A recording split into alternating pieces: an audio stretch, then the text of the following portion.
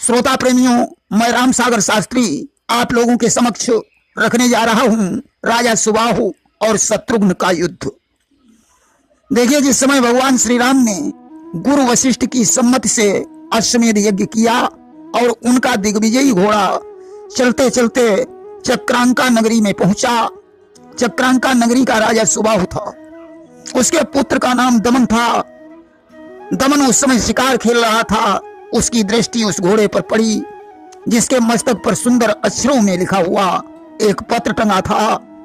उसमें लिखा था कि श्री रामचंद्र सम्राट हुए, जग की जनता स्वीकार करे, जो कोई घोड़ा रोके वह रण में लड़ना स्वीकार करे। श्री रामचंद्र अब सम्राट हो चुके हैं, यह जग की जनता को स्वीकार करना पड़ेगा। जो कोई इस घोड़े को पकड़ेगा उसके साथ युद्ध होगा। दमन ने जब उस पत्र को पढ़ा, विचार करने लगा कि अगर घोड़ा यूं ही चला गया तो हमारे पिताजी की वीरता का अपमान होगा। कि इस घोड़े का यूं ही जाना वीरत्व ल जाने वाला है, अपना एवं मेरे पितु का अपमान कराने वाला है। आज उसने वीरत्व दिखाने के लिए उस घोड़े को पकड़वा लिया। यद्यपि शत्रुघ्न के साथ पुष्कल और कई करोड़ वीर सैनिक थे, फिर भी दमन भयभीत नहीं हुआ। उसने घोड़े को पकड़वा कर नगर में भिजवा दिया और सेनापति को सेना तैयार करने का आदेश दे दिया। अब तो सेना भी उपस्थित हो गई। राजा प्रतापाग्रह ने दमन से प्रश्न किया, क्या आपने दिग्विजयी घोड़े को देखा है? उसने कहा, उस घोड़े को मैंने पकड़ा है। अब आपकी सेना में जो वीर हो वह मुझे जीत कर घोड़े को ले जाए। राजा प्रतापाग्रह ने दमन से कहा, तुम अभी बालक हो, युद्ध करना कोई खेल नहीं है, इसलिए घोड़े को वापस कर दो। कि छुप जाओ मां के अंचल में, रण में क्या काम तुम्हारा है, संग्राम चीर की धार नहीं, तीखे तीरों की धारा है। दमन ने कहा, मुझे बच्चा समझने की भूल मत करना, अगर वीरता देखना चाहते हो तो देखो। इतना कहकर दमन ने एक साथ 100 बाणों का संधान कर दिया। राजा प्रतापाग्रह ने उसके बाणों को काट दिया। अब तो उसने 300 बाणों का संधान किया, जिन बाणों ने राजा प्रतापाग्रह की छाती को छेद दिया। राजा लहूलुहान होकर गिर गए। होश आने पर उन्होंने अपना धनुष बाण उठाया और तीखे तीरों की बौछार कर दी। अब तो घोड़े और पैदल वाले सभी बाणों से बिंध गए। दमन ने क्रोधित होकर प्रतापाग्रह पर तीखे बाण का प्रहार किया। जो बाण उनके सीने के भीतर घुस गया, वे पृथ्वी पर मूर्छित होकर गिर गए। सारथी ने उन्हें उठाया, रथ पर लिटाया और युद्ध भूमि से बाहर ले आया। अब तो सेना में हाहाकार मच गया। समस्त योद्धा भागकर शत्रुघ्न के पास पहुंचे। समाचार सुनकर शत्रुघ्न दमन के आगे आए। वहां उन्होंने अपने तमामों सैनिकों को घायल अवस्था में पड़े हुए देखा। उनकी आंखें क्रोध से लाल हो गईं। भरत के पुत्र पुष्कल ने कहा, बच्चे के साथ युद्ध करना आपको शोभा नहीं देता, लाओ इससे हम ही निपट लेते हैं। मुझे माता के चरणों की सौगंध है, अगर मैंने दमन का दमन न कर दिया तो मुझे भरत का पुत्र मत कहना। पुष्कल ने आज बहुत बड़ी सेना के सहित दमन का सामना किया। पुष्कल को देखकर दमन ने कानों तक धनुष की डोर को खींचकर बाण का संधान कर दिया। उसके बाणों से मनुष्य, हाथी, रथ, घोड़े आग जमीन पर लौटने लगे। पुष्कल ने अग्निदेव का ध्यान करके अभिमंत्रित बाण धनुष पर रखा।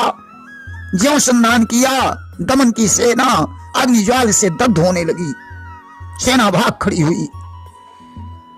दमन ने वरुणास्त्र का संधान करके आग बुझा दी।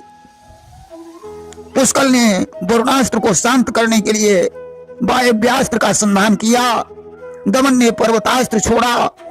पुष्कल ने वज्रास्त्र छोड़ा, जिससे पर्वतों के टुकड़े टुकड़े हो गए। एक वज्र दमन की छाती पर गिरा और वह मूर्छित हो गया। दमन का सारथी उसे युद्ध भूमि से बाहर उठा लाया। युद्ध बंद हो गया। पुष्कल की जय जयकार होने लगी। राजा सुबाहु को जब इस बात का पता चला, वह रथ पर बैठकर युद्ध भूमि में आया। सुबाहु के भाई का नाम सुकेतु था, जो गदा युद्ध में प्रवीण था। उससे छोटे भाई का नाम विचित्र था, जो बहुत बलवान और धनुर्धर था। आज सज्जनों, तीनों रथ पर सवार होकर दमन के पास पहुंचे। जल के छींटे मारकर उसे होश में लाए। जागते ही दमन ने अपना धनुष बाण मांगा कि बोला, लाओ तो अभी मेरा तीर कमान, करना है निज शत्रु का चूर मुझे अभिमान। सुबाहु ने आज अपने पुत्र को हृदय से लगा लिया और उसे युद्ध के लिए प्रेरित किया।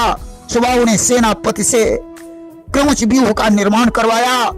उसके मुख की तरफ सुकेतु और कंठ की तरफ चित्रांग को, पंखों की तरफ दमन और विचित्र को खड़ा किया। पूंछ की तरफ सुबाहु, मध्य भाग में शत्रुंगिणी सेना को खड़ा किया। व्यूह संपन्न होने पर शत्रुघ्न के मंत्री सुमति ने कहा, राजन, चक्रांका नगरी का राजा सुबाहु विष्णु भक्त है, जो ब्राह्मणों की बड़ी पूजा करता है। दमन उसी का पुत्र है। उसने क्रौच व्यूह का निर्माण किया है। इस व्यूह को तोड़ने की कला कौन जानता है। उस समय वीर लक्ष्मी निधि ने बीड़ा उठाया। रिपताप, नील रत्न, उग्रास से वीर मर्दन आदि वीरों को लेकर लक्ष्मी निधि ने प्रस्थान किया। लक्ष्मी निधि राजा जनक के पुत्र थे। उन्होंने जाकर कहा, घोड़े को छोड़ दो, अन्यथा तुम लोग मेरे हाथों से मारे जाओगे। अब तो सुकेत क्रोधित हो गया। उसने बाणों की वर्षा कर दी।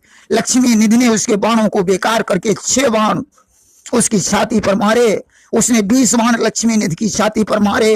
लक्ष्मी निधि ने एक साथ अनेकों बाण संधान करके घोड़े और सारथी को मार डाला। सुकेतु का धनुष कट गया। सुकेतु गदा लेकर आगे बढ़ा। लक्ष्मी निधि के साथ गदा युद्ध हुआ।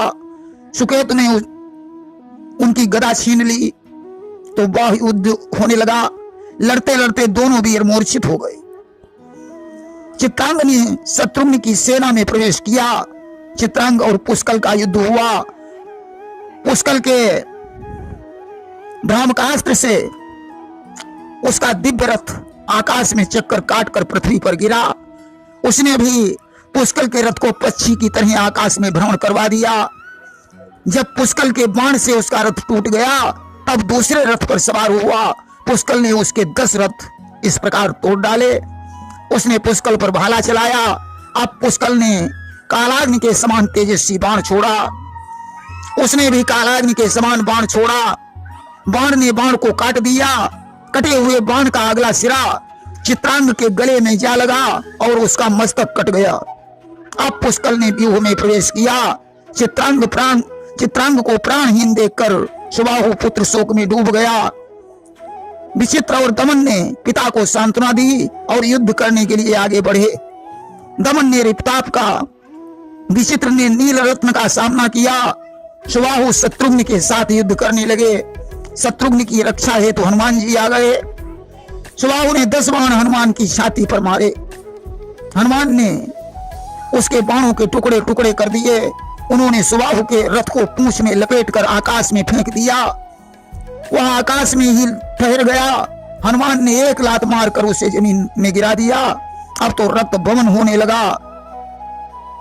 अब तो उसे अयोध्या का दृश्य दिखाई देने लगा। चेतना आने पर वह शत्रुघ्न के पास पहुंचा। युद्ध करने वाले वीरों को रोक दिया। दमन से कहा, तुमने भगवान राम के घोड़े को पकड़कर बहुत बुरा किया है।